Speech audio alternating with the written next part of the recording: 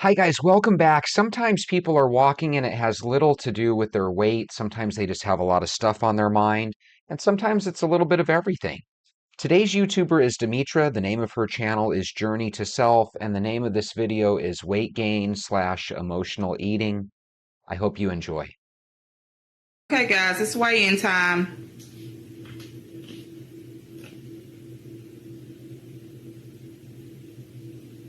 Body weight is 257.8 pounds. Hey, friends, welcome back to my channel. My name is Demetra, and you're watching Discovering Demi. Now, on my channel, I document my weight loss journey. And if you're interested in weight loss related content, then please subscribe to my channel and hit that notification bell so that you'll be notified each and every time I upload a video to my channel. So today I'm here with a weigh-in update. And you saw at the beginning of this video that I weighed in at, I had to write it down, 257.8 pounds. My last weigh-in, man, time gets away from you. My last weigh-in was 6 weeks ago, and I weighed in then at 252.6 pounds. So in 6 weeks, I gained 5.2 pounds. And I knew I had gained weight. I am a bit of a, no, not a bit. I'm a perfectionist and really hard on myself. So because I knew that I was struggling with some emotional eating, like every week that would put me off with wanting to do a weigh-in, because I already knew what the scale was going to say, and I was embarrassed and ashamed, and I just really, struggled with it. But I'm like, okay, so you put yourself out there for accountability. Nobody is expecting you to be perfect but yourself. Here it is. I have gained 5.2 pounds in the last 6 weeks. I have not been tracking properly. I have been binge eating. I have been emotionally eating, and in a pretty dark place here lately. I don't know. I can't quite put it into words. You can really see the disappointment in her face.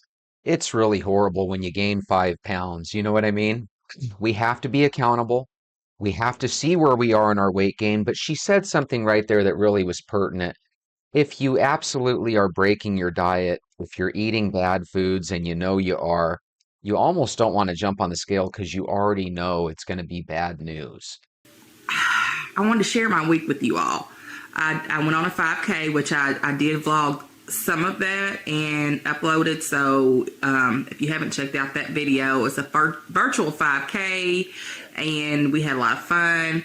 We did it at our mall nearby, so check out that video. I have met some really, really amazing people on or through my channel.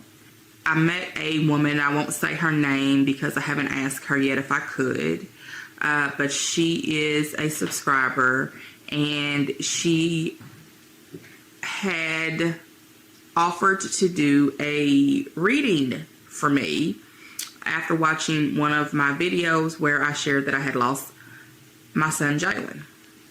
And she did that for me, and whew, wow. So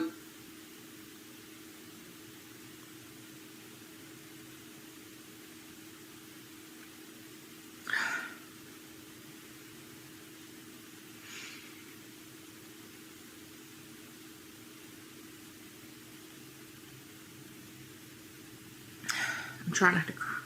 Trying not to cry.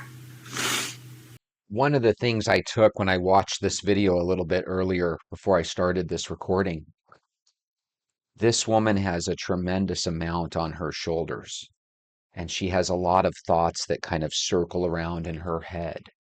And so I could see how very easily, if somebody was in the same situation, how they might turn to food occasionally for comfort, because sometimes you just have those really, really bad days. If you have any friends or family that are going through loss, keep them in your prayers. And even if you're not much of a believer, give them a call, see how they're doing, because there's a lot of pain in this world. Sometimes life is about loss. So Jalen passed away in 2014. 2014, it will be 7 years, November of this year, that he's been gone. And it's really heavy. A really heavy feeling and void in my life that I really bottle up and suppress everything that I feel about his passing. So the reading that she did for me was like, she took us tarot cards and delivered messages from heaven for me. She also told me messages that Jalen was giving to me. And this is not the first time I've had a reading. I've seen a medium many times over the years in the past, before and after Jalen passed away. And when I tell you, this lady lives in Canada. She didn't know me from Adam. I hadn't shared details about Jalen's passing or even information about my other readings before in the past. And the things that this spiritually gifted woman shared with me are things that I was told by another medium in the past, and it was tapped into my emotions that I have suppressed over the years. That was a traumatic experience for me. And although it's been 7 years, I haven't really dealt with it. And his birthday is in May. I'm sorry. Isn't that the saddest? One of the things that we hope for as parents is that our kids outlive us. And when you have a situation where your son or daughter has been in heaven, so to speak, for the last 7 years, and it still hurts her so obviously so badly. God, that's just really, really a tough deal. Yeah, so his birthday is in May, and he would have been 27 years old in May. Also lost a daughter by my first husband. She was stillborn, and her name is Jaden. I don't think I've ever really talked about her, but I'm trying to start to open up about some of this stuff because I know that your mental health is very important. I've just really been going through the motions for a very, very, very, very, very long time, and not really dealing with anything. Like, yeah, I've been in therapy through the years, but I'm always like, there's always something else going on in my life that keeps me from, even when I'm in therapy, dealing with the trauma that I've been through. So even in therapy, I never really addressed those issues. I just suppressed them. I think I've suppressed it so much that it's just slowly coming out. I'm not currently in therapy. I am just on medication. I haven't been journaling, so I haven't been getting anything out. So I guess this is me doing that. So Jaden, like, I always wanted a daughter, right? I got pregnant in 2005 by my first husband. And we were 20 weeks pregnant. Yeah. too much. It's too much. It's too much. Her video has quite a bit more to say, and I urge you to go check that out and subscribe to her channel. It's a real tearjerker from here on out. So, with that being said, sometimes people walk to lose weight. Sometimes people walk because they have a lot on their mind. And I always think we should try to be kind and empathetic of others, especially that person that cuts us off in traffic, because you never know if it's somebody like Demetra that's just dealing with a really horrible day. One of the best ways that we can cope, especially if we're kind of alone, to cope with our thoughts, is taking a walk. So if you don't mind, would you join me? Go get your shoes. Let's go for a walk. Demetra, I hope I never know what it's like to lose a son or a daughter, but just knowing that you feel the pain that you do on a regular basis, I really feel for you.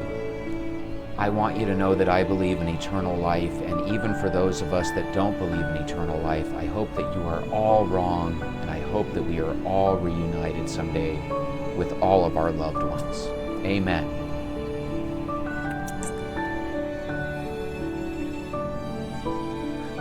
Good morning, Venters. Let's talk about something that we've talked about before, or at least we've hit on this subject before.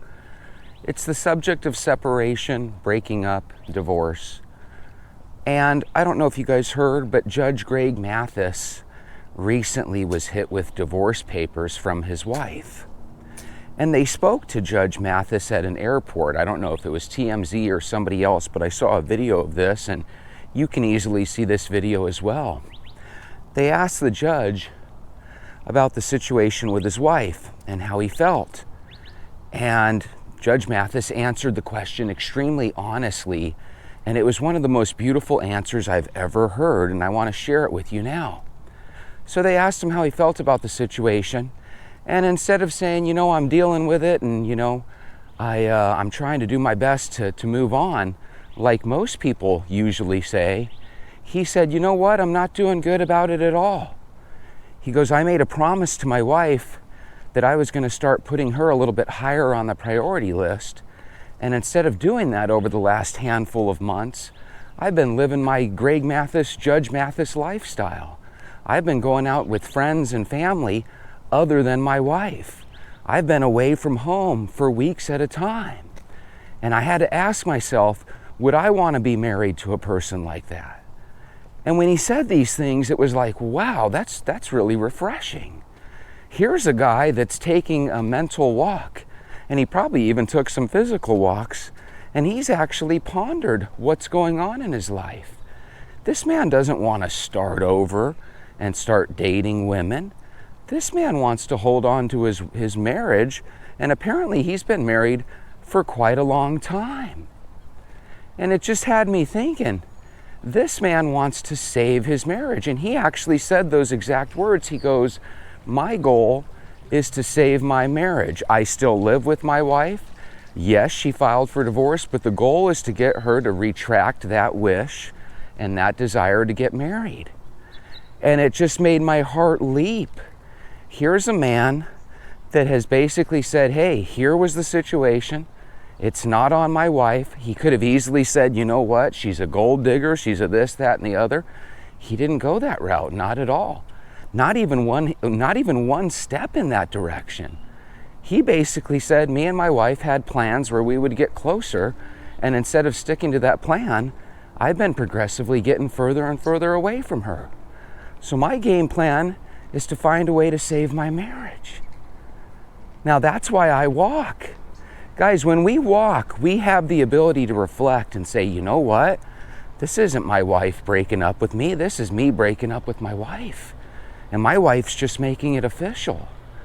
If you're in this same situation, whether you're on the judge's side or the wife's side, okay, you have to, and you owe it to yourself, before you change your future forever, you have to remember that we don't always change the future forever in the right direction.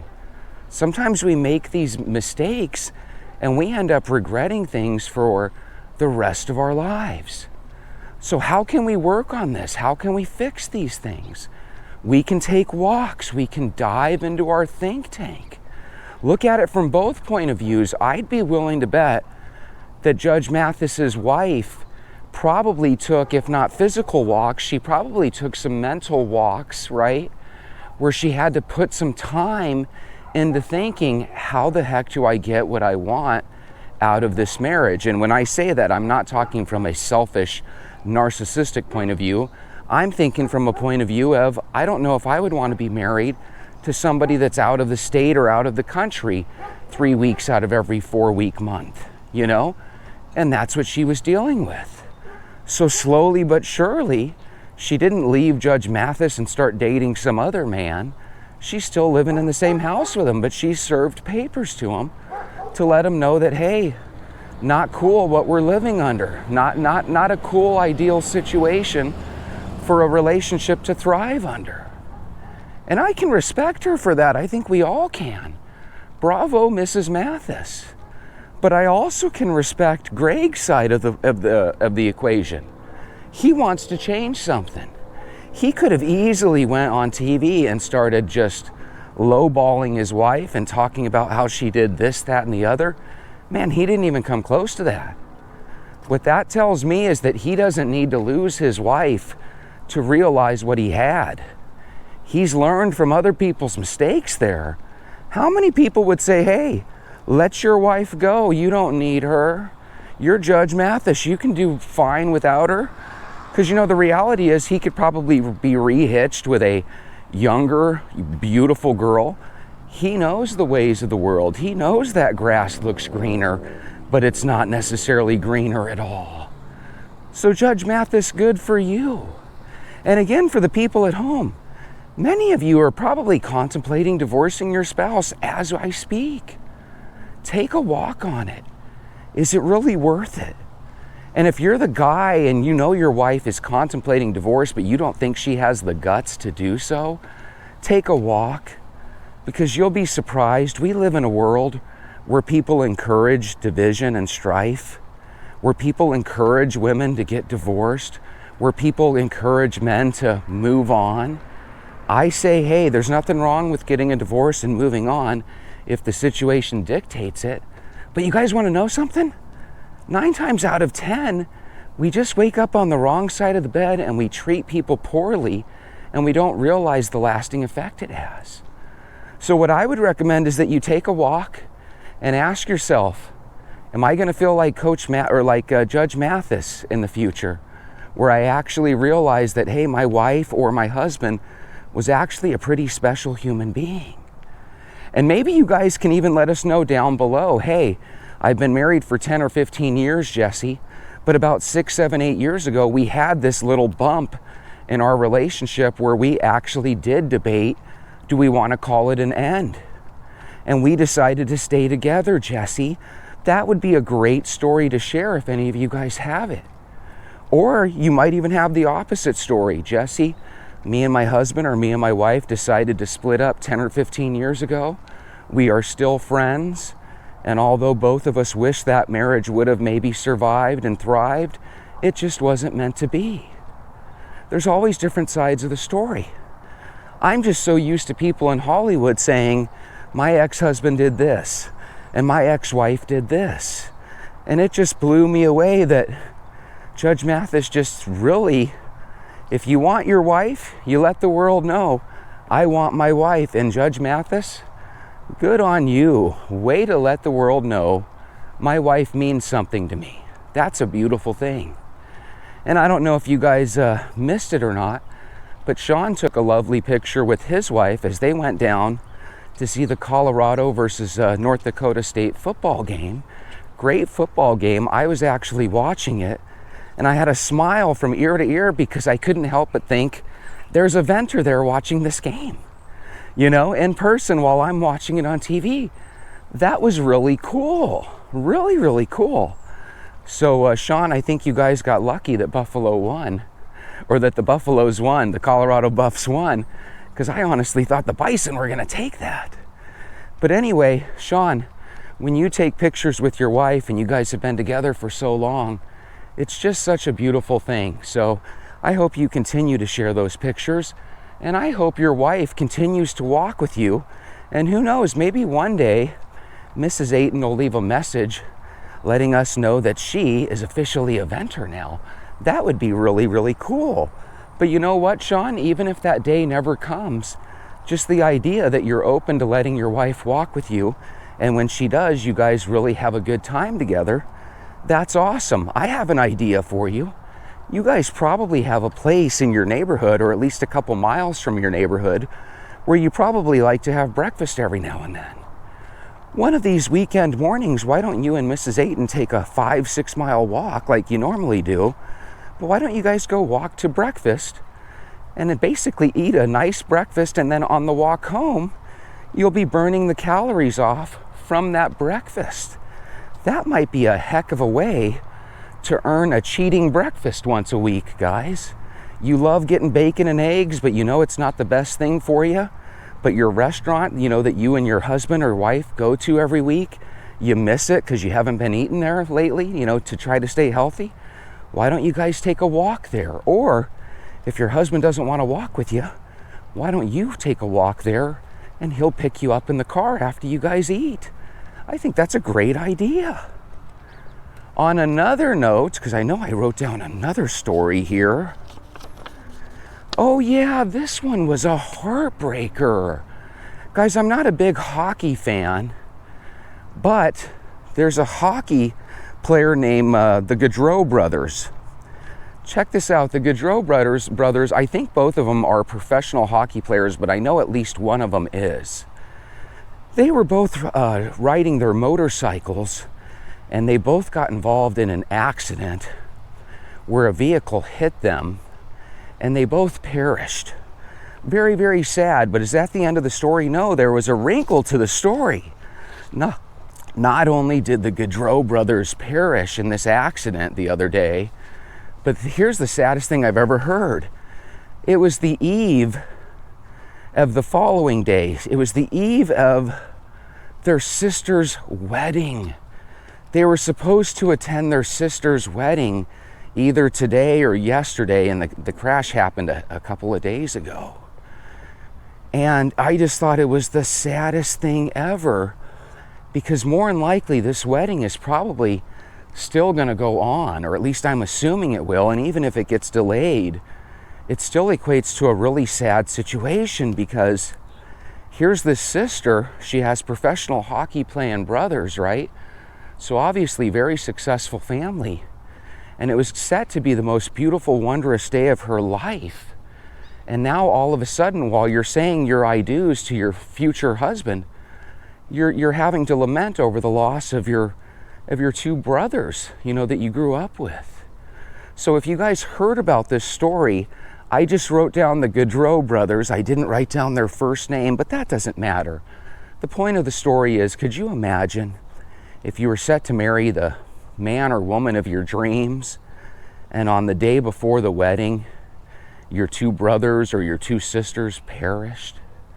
And apparently the guy that hit them, apparently it was kind of a nasty situation. Again, I apologize because I didn't read too much into it. But the main point of the story that I wanted to bring to you guys is that you never know when things are going to change and when things are going to potentially be yanked from you. Nobody is guaranteed tomorrow. And although we can't help if somebody runs us over in the street in a car accident, right? We can help taking control of our lives. And the best way we can do that is to keep walking and stay healthy. Yesterday, I told you the story of Mrs. Prudhomme, who was found at her desk 4 days after she perished. And I think that's very sad. She was only 60 years old. Now, people die for a myriad of reasons, but if somebody dies at that age, I always wonder, were they the most healthy? They didn't show a picture of Mrs. Prudhomme, so it makes you wonder, was she obese? Was she in poor health anyway? Or was she one of these people that from outside appearances looked like she was in perfect health? Because I think we can all agree, if you perish at the age of 60, that's just way too young. So part of the story yesterday that I thought was trippy was the idea that you can go 4 days before anyone even notices you're gone, right? That's kind of sad. But probably the most underlying story that's even worse is, how do 60-year-old people croak like that? If you're 60, let's be honest, 9 times out of 10, you're assuming you got another 15 or 20 years left.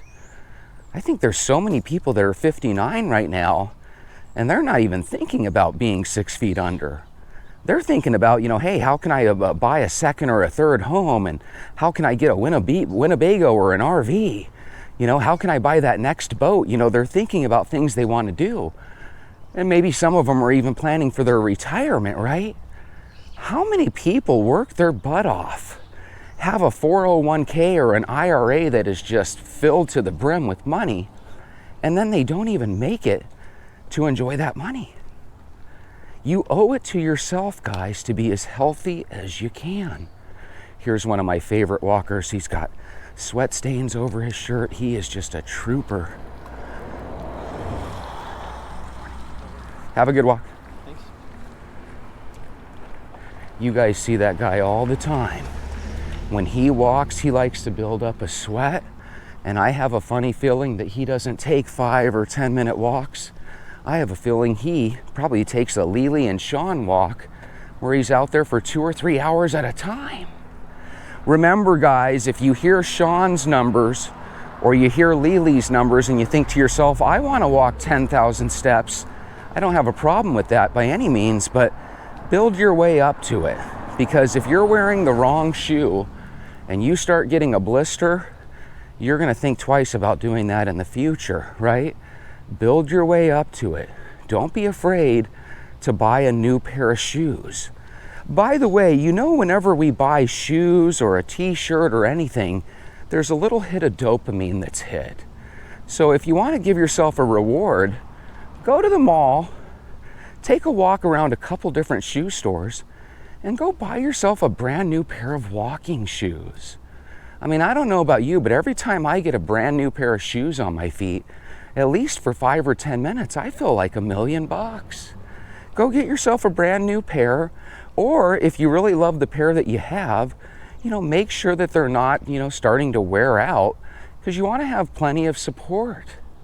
Remember, a blister, a twisted ankle, these type of things can make it where we actually lose our ability to walk for a handful of days. And I can't tell you, there's already been 2 or 3 walks that I've taken where I've worn the wrong pairs of shoes and I've had to take them off during my walk. You don't want to be miserable like that, so make sure you wear proper shoes and make sure that when you go to buy walking shoes, your number one thought isn't looks. Yes, does everybody want the pair of Nikes that look stylish? Sure, but Nikes aren't necessarily the best walking shoes. Are they great for basketball? Of course. Are their cleats good for sports like soccer and football? Of course, but if your favorite walking shoes are Reeboks or New Balance or something, go for the shoes that feel the best, not necessarily that look the best, And whatever you do, keep walking. One of the things that Judge Mathis could have done with Mrs. Mathis is he could have had a tradition of walking. On his trips out of town for his business or his life, he could have easily taken his wife with him. If you're successful and you can afford it, take your wife with you. And if you're the type that you need a little space from your wife every now and then, do it in the right way. Sometimes people do things in a way where it looks like they're cheating on their wife.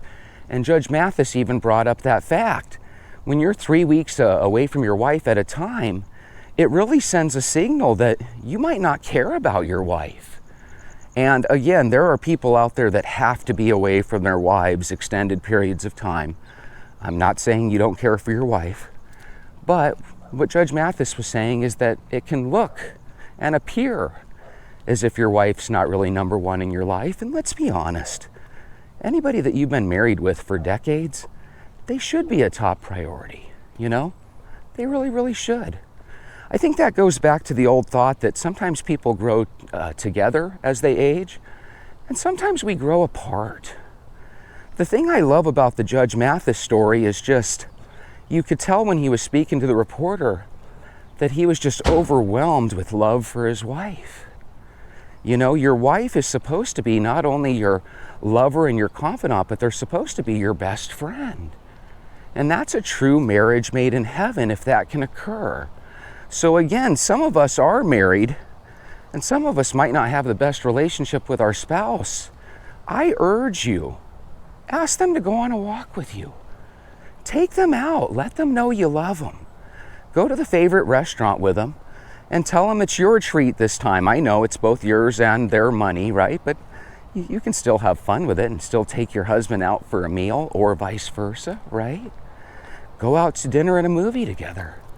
Do some fun things. Remember, if you weren't married to your spouse and you were still in that courtship type situation, your number one thought would be, what would be a fun thing I could do with John this weekend? What would be a fun thing I could do with Tammy this weekend?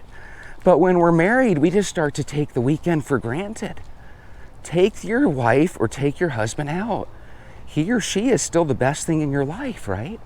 Show them how important they are. And if you ever find yourself in a situation like Judge Mathis, where your husband or wife says, I want to divorce you, and you don't want that, then you have to be able to make a change. Too many people try saving their marriage by begging their spouse and telling their spouse how they're going to change. Guys, words are cheap. Put your shoes on and go for a walk and start taking those steps to be a better husband or wife. Remember, relationships and your thoughts on the world start with the man and woman in the mirror. Do the right thing. Do the right thing. And look, I got divorced back in 2007. I told myself I never want to get married again. But that doesn't mean that I don't want to walk around the corner in a bookstore someday and meet Mrs. Right. We all deep down yearn to be equally yoked with a perfect partner. Unfortunately, sometimes we find that we're not married to the perfect person. But that doesn't mean that you get divorced. It means that you ponder things. You are always going to have a girlfriend that says, get rid of that man, he's no good. You know what? Sometimes people are so jealous of what you have that they want to convince you that what you have is no good. Take all tips and advice that you get from people with a grain of salt. You now have a best friend you can walk with. It's yourself. Go into your walking, go take a walk, dive into your think tank and ask yourself, why did I marry this person? And then you'll realize that the reason you married them is because they were wonderful, they had everything going for them, and now one of the things that might be holding them back in life is they might have a spouse that's not the best for them. And guess what? You're that spouse. So ask yourself, am I being the best partner? Can I make this marriage better by improving the man or woman in the mirror? Because a lot of times we are so stubborn that we don't realize we're half of the problem. Make your marriage last, people. There's something really special about marriage, and if there is a God, God considers marriage to be one of the sacraments. He considers it almost your duty as a Christian to make sure that you raise a family, okay? I know there's going to be some people that roll their eyes to that, but think about this. If there is a God, God wants you to be married. He's not against marriage, and he's not pro-divorce either, okay? And again, this is coming from a divorced guy. When you get a divorce, you think, oh my God, things are going to be great. And for the next 5 or 10 years, sometimes they're not so great. So again, before you dive off any cliffs, because a best friend tells you that you need to live the best your life, just know a lot of times you're taking advice from divorced people. People that haven't really had the wherewithal to make things work. And if you're a divorced person like I am, I'm not putting divorced people down. What I'm saying is, before you make any decision going forward to get married again, go on some walks. Really ponder, is this person really a good partner for me? Am I really equally yoked with this person? Does my family like this person? Because when you marry somebody, you marry into the whole family. And always stay positive. People aren't perfect. Take them on a walk. Maybe all they need to feel better about themselves is to get a little walking underneath them, right? You start walking and all of a sudden problems start getting solved. And all of a sudden people don't think about things like divorce. They think about things like, hey, where are we going to go for our anniversary this year? So try your best to improve the person in the mirror, and you should have a better outcome with things like relationships in your marriage. I want you guys to be happy. And the best way to be happy is to be the best version of yourself. So pick up the phone, call your spouse, tell them that you want to take them to dinner and a movie tonight, and this time actually do it. If somebody gives you advice to get closer to your spouse, that's a good friend. And if somebody tells you to get rid of your spouse, you might want to reevaluate if they're even a good friend at all. Have a beautiful day. We'll talk to you later.